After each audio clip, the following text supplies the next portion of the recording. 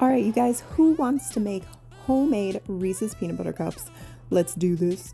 We're using dark chocolate. There's no measurements to this. It's as much or as little as you want. We put a teaspoon of coconut oil in the dark chocolate. Now we're melting it and we'll stir it all together. In the peanut butter, we put powdered sugar and honey, and then you stir that all together as well.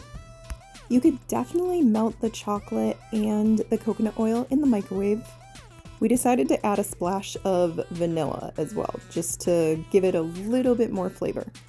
Use cupcake liners, line the bottom with the dark chocolate, pop it in the freezer for about a minute. This is my daughter's drawing.